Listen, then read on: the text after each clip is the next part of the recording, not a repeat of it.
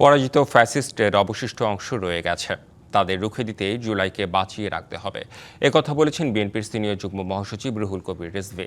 ঐতিহাসিক গণ অভ্যুত্থান স্মরণে পহেলা জুলাইয়ের প্রথম প্রহরে কেন্দ্রীয় শহীদ মিনারে ছাত্রদলের মোমবাতি প্রজ্বলন কর্মসূচিতে এসব কথা বলেন তিনি।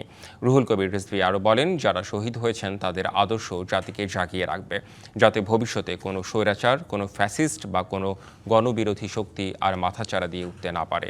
এ সময় ছাত্রদলের কেন্দ্রীয় সংসদের পাশাপাশি রাজধানীর বিভিন্ন ইউনিটের নেতাকর্মীরা উপস্থিত ছিলেন।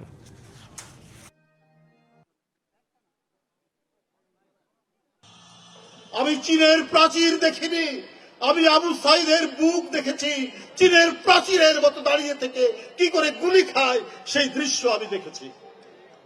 আমি হিমালয় পর্বত দেখিনি, আমি ওয়াসিম আকরাম চট্টগ্রামের হিমালয় পর্বতের মতো দাঁড়িয়ে থেকে কি করে তপ্ত বুলেটকে নিজের বুকের মধ্যে বরণ করতে হয় সেইটি আমি শুনেছি, সেইটি আমি দেখেছি। বন্ধুরা আমার, আমি প্রশান্ত মহাসাগর দেখিনি, কিন্তু আহনাফের মায়ের চোখের জল যে দেখেছি